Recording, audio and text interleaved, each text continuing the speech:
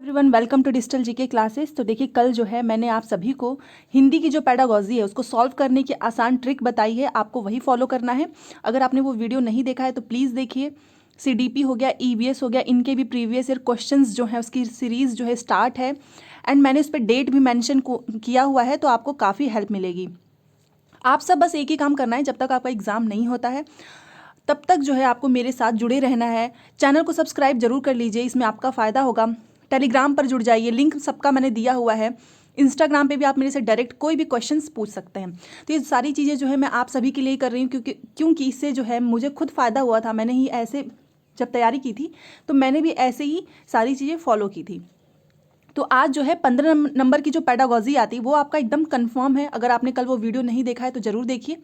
Pedagogy जो previous year questions हैं वो भी मैं आपको साथ में प्रैक्टिस कराऊंगी, प्लस जो क्वेश्चंस आते हैं, मान लीजिए जो पैसेज वगैरह है, वो भी मैं आप सभी को कराती रहूँगी। तो चलिए आज का हम सबसे पहला देखते हैं। और ये जो है आपको ये अपने दिमाग से सोचना है। आपको यहाँ पर जो है एक टीचर की तरह रहकर सोचना है, तो आप आसानी से जो है आंसर कर लेंगे। सबसे पहले देखिए 15 ही आते हैं, तो आपको 15 ही प्रैक्टिस कराऊंगी आज। पहला देखिए, बहुभाषिकता मतलब जो बहुत लैंग्वेज बोल सकते हैं हमारे मस्तिष्क को सकारात्मक रूप से प्रभावित करती है। तो हाँ, अगर बहुत जैसे कोई एक लोग हैं, अगर वो 1 से 2 लैंग्वेज बोल लेते हैं तो उन्हें ज़्यादा ऐसे लगता है कि हाँ हम ज़्यादा लैंग्वेज बोल सकते हैं, किसी के साथ भी जो है इंटरेक्ट कर सकते हैं। और हमारे संज्ञानात्मक कौशलों को समृद्ध करती है, मतलब कॉग्निटिव स्किल। द्विभाषावाद का यह परिप्रेक्ष्य 20वीं शताब्दी के अधिकांश समय के दौरान द्विभाषा के प्रति विकसित दृष्टिकोणों से सर्वथा भिन्न है। शुरुआती दौर में दूसरी भाषा को किस रूप में जाना जाता था? तो आज जो है बहुभाषिकता को लोग बहुत प्रमोट करते हैं, बोलते हैं कि हाँ बहुभाषिकता जो है उससे बच्चों का विकास होता है, लैंग्वेज सीखने को मिलता है। बट पहले ऐसा नहीं था। पहले इसे जो है एक बाधा के रूप में समझा जाता था। तो आपको हमेशा याद रखना है, क्योंकि शुरुआती दौर में पूछा है, तो इसका राइट आंसर है ऑप्शन नंबर 2 कि ये जो है एक बाधा के रूप में शुरुआती दौर में इसको माना जाता था, बहुभाषिकता को। ये तो अब जाके सारी चीज़ें हुई हैं, नहीं तो पहले ऐसा नहीं था। नेक्स्ट क्वेश्चन देखिए, और ये सारे टर्म्स जो है आपको एक बार समझ में आ जाएगा, देन आप कभी गलत नहीं करोगे। ट्रांसलैंग्यूजिंग से क्या तात्पर्य है? देखिए, ट्रांसलैंग्यूजिंग किसे बोलते हैं ये आपको हमेशा याद रखना है। और इस ट्रांसलैंग्यूजिंग का मतलब होता है जो पारंपरिक हो, सांस्कृतिक रूप से परिभाषित जो भाषा की सीमाओं को चुनौती देना। पारंपरिक मतलब जो काफ़ी समय से चीज़ें चलती आ रही हैं, सांस्कृतिक रूप से भी चलती आ रही हैं, और उन सब चीज़ों को आप अगर चुनौती दो। मान लीजिए पहले जो चीज़ें थी कि लड़कियों को जो है नहीं घर से बाहर निकलना चाहिए, नहीं बाहर जैसे पढ़ना चाहिए ज़्यादा, तो आप उन सभी सीमाओं को क्या कर सकें, चुनौती दे सकें। तो इसका होगा ऑप्शन नंबर 2 राइट है। और एक बार हिंदी का मैं बता दूं, अगर आपको कोई टर्म्स है उसका मतलब पता है तो देन आप बस एक बार हल्के से सारे ऑप्शंस देखिए, उसके बाद से जो आपको लगता है, मतलब जिसके बारे में आपको पहले से पता है, आप उसको टिक करके आगे निकल सकते हैं, अपना समय बचा सकते हैं। तो ट्रांसलैंग्यूजिंग याद रखिएगा, जो पारंपरिक है, काफ़ी समय से चला आ रहा है, सांस्कृतिक रूप से परिभाषित जो भाषाएं हैं उनकी सीमाओं को आप चुनौती दें, इसे बोलते हैं। नेक्स्ट क्वेश्चन, अब ये देखिए अगला क्वेश्चन है कि भाषा शिक्षा में रचनात्मकता से क्या तात्पर्य है? रचनात्मकता का मतलब मैंने आपको हमेशा बताया है, जिसमें कुछ नया आप सीखें, नया कुछ करें, उससे ही बोलते हैं रचनात्मकता। तो ऐसी जिससे कि बच्चा जो है हमेशा कुछ ना कुछ सीखे, आप ऐसी एक्टिविटी कराएं। तो भाषा शिक्षा में रचनात्मकता से क्या तात्पर्य है? ऐसी कक्षाई गतिविधि जो नवाचारी है और जिसमें बहुत कुछ करने की संभावना है, मतलब कुछ नया हो। तो यही इसका राइट होगा, ऑप्शन नंबर 1। 2 तो हो ही नहीं सकता है, क्योंकि ये बोल रहा है कि कुछ नया करने के लिए असंबद्ध घटकों को एक साथ लाना। कुछ नया करने के लिए आपको क्या इन सब चीज़ों की जरूरत होगी? तीसरा कि शिक्षण की नवीन विधियों का प्रयोग करने वाली कक्षाई गतिविधि, इसको रचनात्मकता नहीं बोलते हैं, कि आप बस स्कूल क्लास के ही अंदर पढ़ा रहे हो, उसके ऊपर फोकस कर रहे हो। बाहर की दुनिया से भी जुड़ना चाहिए, कुछ नया सिखाना चाहिए। कक्षा में ऐसी सामग्री जिसके माध्यम से संप्रेषणात्मक भाषा शिक्षण का प्रयोग संभव हो। यहाँ पर रचनात्मकता की बात की गई है, तो ये इसको बोलते हैं कि ये नवाचारी होना चाहिए, जिसमें बहुत कुछ करना, बहुत कुछ मतलब हर बच्चे को कुछ ना कुछ करने का जो है मौका मिलना चाहिए, तभी तो वो कुछ सीखेगा। जब बच्चे खुद अपने हाथों से कोई चीज़ करते हैं तो वो बहुत आसानी से सीखते हैं। तो इसका हो गया ऑप्शन नंबर 1। अब नेक्स्ट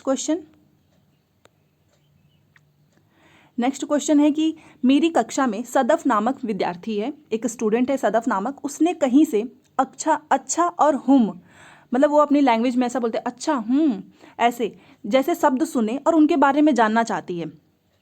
उसने कहीं सुना होगा, बहुत से लोग यूज भी करते हैं, अच्छा तो उसके बारे में जो है वो जानना चाहती है। तो पाठ्यक्रम की पुस्तक में इसके बारे में कोई व्याख्यान नहीं है, और पाठ्यक्रम में आपको पता है करिकुलम में ऐसा कुछ होता नहीं है। तो आप वहाँ पर क्या करेंगे एज अ टीचर, तो आपको क्या करना चाहिए, हमेशा बोली जाने वाली भाषा के प्रमाणिक प्रयोग के उदाहरण ढूंढने चाहिए। जैसा कि ऑप्शन नंबर 2 है, यही राइट होगा। क्यों? क्योंकि देखिए पहला है कि ऐसे मित्र को बुलाना चाहिए जो अच्छी तरह से, ये क्या होता है कि आप एक मित्र को बुलाइए जो बहुत अच्छी तरह से हिंदी बोलता हो, तो उससे तो उस बच्चे का कॉन्फिडेंस लो होगा। तीसरा है कि व्याकरण की पुस्तकों में आप ढूंढें।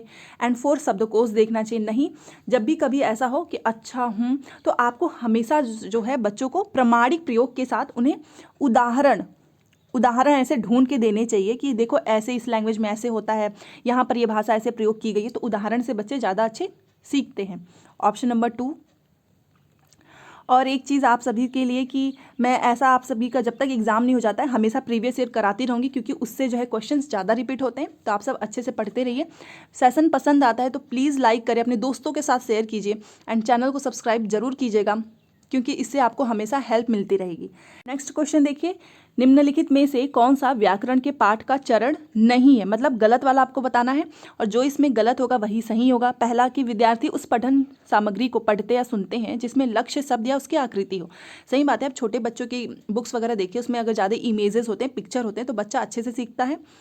विद्यार्थी पठन सामग्री में लक्ष्य शब्द वाक्यांश चिन्हित करते हैं। मान लीजिए कुछ आप शब्द पढ़ा रहे हो, हिंदी का वर्ड माला ही है, अगर आप उसको अ बता रहे हो तो वो फिगर वगैरह जो दिया होता है तो उस पर वो उससे जो है रिलेट करके उसको चिन्हित करके वाक्य भी बना लेते हैं। तीसरा, अध्यापक व्याकरण के बिंदुओं के अभ्यास के लिए नियंत्रित व स्वच्छंद परिवेश देती है। हाँ, कि जितना ज़्यादा हो सके बच्चे का अभ्यास हो तो वो उसको सीख सकते हैं, बट ऐसा नहीं कि आप उसको एक बार में ही सब कुछ दे दो सिखाने के लिए। लिमिटेड वर्ड्स हमें पहले सिखाना चाहिए ग्रामर का। 4 है कि भाषा एक पठन सामग्री के माध्यम से प्रस्तुत की जाती है जिसका विद्यार्थी अभ्यास ड्रिल कर सके। अब देखिए ग्रामर की बात हो रही थी और यहाँ पर इसने बोल दिया है ऑप्शन नंबर 4 में कि एक पठन सामग्री के माध्यम से ही आप प्रस्तुत कर सकते हैं। ऐसा नहीं है, आप व्याकरण को बहुत तरीके से सिखा सकते हैं, बस एक पठन सामग्री के माध्यम से प्रस्तुत नहीं किया जाता है। कई तरीके से आप इसका यूज कर सकते हैं, एग्जाम्पल दे के कर सकते हैं, आप इसको बाहर कुछ एक्टिविटी करा के सिखा सकते हैं। तो ऑप्शन नंबर 10 जो है वो गलत है, और गलत वाला ही पूछा है, तो यही सही होगा। नेक्स्ट क्वेश्चन, निम्नलिखित में से कौन सी भाषा, हमेशा नहीं पे फोकस जरूर करना है आपको, कहीं भी नहीं आए तो इस क्वेश्चन को ध्यान से पढ़िएगा। निम्न में से कौन सी भाषा शिक्षा की अवधारणा नहीं है, मतलब इसमें से कौन सी लैंग्वेज जो है वो टीचिंग की जो एजुकेशन है उसकी अवधारणा कॉन्सेप्ट नहीं है, वो आपको बताना है। तो ये तो आपको थोड़ा सा याद भी रखना पड़ेगा, क्योंकि देखिए इसमें जो है पहला ऑप्शन है मुद्रित समृद्ध परिवेश, मतलब जहाँ बहुत बच्चों को सीखने का बहुत ऐसा मौका मिले जहाँ बच्चे सीख सकें। तीसरा जो है ध्वनि विज्ञान। चौथा डिसलेक्सिया, आपको पता है ये पढ़ने से रिलेटेड होता है। बट जो 2 है ऑप्शन नंबर 2 ध्वनिक, ऐसा कोई भाषा शिक्षा की अवधारणा नहीं है। तो जब भी कभी ऑप्शन में आपको ध्वनिक दिखे तो आप उसे रॉन्ग कर दीजिएगा, बिकॉज मुद्रित वाला तो होगा ही, ध्वनि विज्ञान भी होगा। विज्ञान के माध्यम से जैसे आप कुछ सीख सकते हो, ऐसा नहीं है कि भाषा सीखने के लिए आपको केवल हिंदी पढ़नी है, सारे जो सब्जेक्ट्स होते हैं उसके माध्यम से भी आप सीख सकते हैं आराम से। तो ध्वनिक नहीं होगा। नेक्स्ट क्वेश्चन, क्वेश्चन नंबर 12, ये देखिए, ये है कि नॉम चॉम्स्की, जिसका संबंध ही आपको पता है भाषा से होता है, नॉम चॉम्स्की के इस वाक्य पर ध्यान दीजिए। एक वाक्य है इनके द्वारा, रंग रहित मतलब बिना रंग के हरे विचार शांतिपूर्वक सोते हैं। रंग रहित हो और हरे विचार जो है वो शांतिपूर्वक सोते हैं, यह किस तरह के वाक्य का उदाहरण है, मतलब ये वाक्य जो है किस टाइप का है ये आपको बताना है। तो देखिए ये ऐसे वाक्य जो होते हैं, ये बनावट इसकी सही है पर इसका अर्थ अगर आप देखें अर्थ की दृष्टि से सही नहीं है, क्योंकि पहले तो बोल दिया रंग रहित मतलब बिना रंग के, उसके बाद से देखिए हरे विचार, रंग रहित भी है और विचार भी हरा है, शांतिपूर्वक सोते हैं। बनावट तो सही है पर अर्थ की दृष्टि से ये सही नहीं है। तो ऐसे क्वेश्चंस जो है मुझे पता है कि इसमें बहुत से लोग गलती करेंगे, बट आप प्रैक्टिस के साथ सीख जाएंगे। तो इसमें आपको बस ध्यान देने वाली ज़रूरत है, क्योंकि आपको जो है ये इनका वाक्य है इस पे ध्यान देना है। और पहला है कि व्याकरण दृष्टि से सही है पर पसंद नापसंद व्यक्त करता है, नहीं इसमें पसंद नापसंद की तो बात ही नहीं किया गया है। तीसरा देखिए शब्द के प्रयोग की दृष्टि से सही है पर ध्वनात्मक रूप से गलत है, मतलब ध्वनि के रूप से, ये भी गलत है। 4 व्याकरण मूलक है पर तार्किकता की दृष्टि से सही नहीं है, तार्किक की भी बात नहीं किया गया है, तो ये जो है व्याकरणिक दृष्टि से सही बनावट है पर अर्थ की दृष्टि से ये सही नहीं है। तो option number 2 is right. Next question 13। अब ये देखिए 13 है, परिणामतः परिणाम का मतलब होता है, एक होता है परिमाण जिसमें आप लंबाई चौड़ाई जिसे माप सके, और एक होता है परिणाम मतलब रिजल्ट। इसलिए हो गया, इससे आगे और हालांकि, ये किसके उदाहरण है? तो ये याद रखिएगा, ये आपको याद ही करना पड़ेगा क्योंकि मैंने पहले ही बोला 1 से 2 नंबर ग्रामर्स के आते हैं जो आपको याद करना होता है। तो ये जो है योजक उपकरण के, मतलब कहीं भी ऐसे वर्ड आ गए तो ये योजक उपकरण के जो है उदाहरण है। ये था हमारा 13 क्वेश्चन। तो याद रखिएगा, परिणामतः, इसलिए, इससे आगे और हालांकि जो है योजक उपकरण, ऑप्शन नंबर 1 इज राइट, इसके उदाहरण है। नेक्स्ट क्वेश्चन देखिए, हिंदी आपका काफ़ी समय बचा लेता है, बस जो है पैसेज में ही थोड़ा बहुत टाइम लगता है, तो वो भी आपको मैं डेली कराऊंगी तो हैबिट में हो जाएगा वो। और पेडागॉजी वाले थोड़े क्वेश्चन जो हैं बस 1-2 घुमा के पूछता है। नेक्स्ट क्वेश्चन देखिए, कक्षा में अध्यापक की भाषा के सही उदाहरण की पहचान करिए। क्लास में जो है एक टीचर है तो उनका जो लैंग्वेज है, उनकी जो भाषा है, उसकी सही उदाहरण इसमें से कौन सा हो सकता है वो बताना है आपको। पहला है कि तब बहुत से मिलकर बातचीत करते थे, खुशनुमा कक्षा, मतलब पहले की बात हो रही है कि तब बहुत से मिलकर बात करते थे, खुशनुमा कक्षा, ये होना चाहिए। या फिर दूसरा, समूह एक के द्वारा समर्थित विचार दिमाग उड़ा देने वाला है, मतलब एक समूह की बात हो रही है कि एक समूह जो है उनका जो विचार है वो दिमाग उड़ा देने वाला है। तो ऐसे आपको कंपेयर भी नहीं करना चाहिए, आपको सारे समूह को जो है अप्रिसिएट करना चाहिए। तीसरा, बोलना बंद करो नहीं तो बाद में तुम पछताओगे, तुम्हारे लिए बोलना अच्छा नहीं है, ये भी गलत है। एक टीचर को जो है ऐसे कभी नहीं बोलना चाहिए, ना डांटना चाहिए कि तुम चुप रहो, बैठ जाओ, कुछ मत बोलो, फिर वो बच्चा जो है बोलता भी नहीं है, परेशान भी रहता है और पढ़ाई भी नहीं अच्छे से करता है। 4, कृपया समूह में बैठिए, मतलब ग्रुप में बैठिए, और यह जो चित्र आपको दिया गया है इस पर एक अनुच्छेद लिखिए। ये सबसे बेस्ट होता है कि बच्चा जो है ग्रुप में ज़्यादा सीखता है, क्योंकि आप ग्रुप में रहेंगे तो आपके थॉट्स फिर दूसरे के भी थॉट्स सुनेंगे तो एक उससे अलग ही चीज़ बनती है, क्रिएटिव होते हैं बच्चे। तो option number 4 is right. Next question, ये है क्वेश्चन की वॉस बैक। अब वॉस बैक का मतलब क्या होता है, ये जिसे पता होगा वो कर लेंगे, जिसे नहीं पता होगा वो आज से याद रखिएगा। वॉस बैक शब्द संबंधित है कि किस प्रकार से कोई जांच परीक्षण होना चाहिए।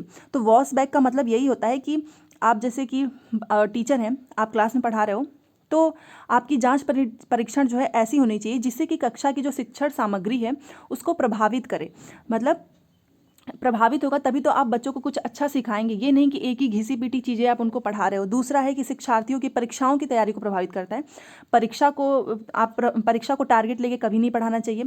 शिक्षार्थी के समूचे जीवन पर प्रभाव डालता है, ये भी नहीं होगा। भाषा विकास पर प्रभाव डालता है, ये भी नहीं होगा। वॉस बैक का मतलब यही होता है कि कक्षा की जो शिक्षण सामग्री है, जो आप टीचिंग मैथड्स यूज करते हैं, उनको प्रभावित करें। तो option number 1 is right. Next question,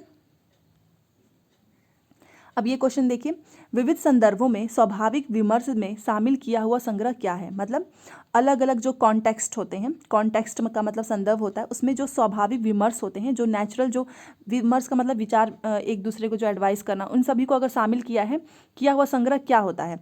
तो ये तो आप सभी को पता होगा, ये संग्रह का मतलब ही होता है कि आपने कुछ जो है इकट्ठा किया है, आंकड़े जो हैं वो जुटाए हैं। तो ये तो आप सभी आराम से कर लोगे, क्योंकि इसका मतलब होता है कि पाठ्य सामग्रियों का बड़ा सा संग्रह और आंकड़ों का आधार, उसे ही तो बोलेंगे, जिसमें कि कई कॉन्टेक्स्ट हो, कई संदर्भ हो, उसके लिए आपको आंकड़ा ही जुटाना होगा। तो ऑप्शन नंबर 2 इज राइट, और ये सही है। इसके अलावा जो बाकी जो 3 ऑप्शन है देखिए वो नहीं सही है, क्योंकि एक में पाठ्य पुस्तकों का ये बस संग्रह दिया है, लेखों का विशाल संग्रह, व्याकरणीय वाक्यों का संग्रह, इसे नहीं बोलते हैं, इसे बोलते हैं पाठ्य सामग्रियों का बड़ा सा संग्रह और आंकड़ों का आधार। वीडियो पसंद आए तो please like, share and subscribe कर दीजिएगा अगर आपने नहीं किया है अभी तक। तो आप लोग लाइक करना भूल जाते हो, बहुत से लोग वीडियो देखते हैं बट वो अभी तक जो है उन लोगों ने सब्सक्राइब तक नहीं किया हुआ है चैनल। आप सभी के लिए सारी चीज़ें मैं करा रही हूँ कि बस आपका जो है सीटेड क्लियर हो जाए। क्वेश्चन नंबर 17, स्टीफन क्रैशन के अनुसार यदि एक शिक्षार्थी आई की अवस्था में है तब I+1, अब ये देखिए ये थोड़ा सा टफ था, जो 3 जनवरी को जो पूछा गया था ये क्वेश्चन, बहुत से लोग छोड़ भी दिए थे, बट मैं आपको आज बता रही हूँ, अच्छे से समझ लीजिए। स्टीफन क्रैशन के अनुसार यदि एक शिक्षार्थी I की अवस्था में है तब I+1 स्तर के किस प्रकार के निवेश से अर्जन संभव है। मतलब कोई बच्चा है वो I की अवस्था में है, तो उसके बाद से I+1 जो स्तर है उसका, वो किस प्रकार के निवेश से अर्जन संभव है, मतलब किस प्रकार का, मान लीजिए जहाँ पे वो रह रहा होगा उसी को तो निवेश बोलेंगे। अर्जन का मतलब आप कोई चीज़ अर्जित कर ले, सीख ले, ग्रहण कर ले, उसको बोल रहे हैं।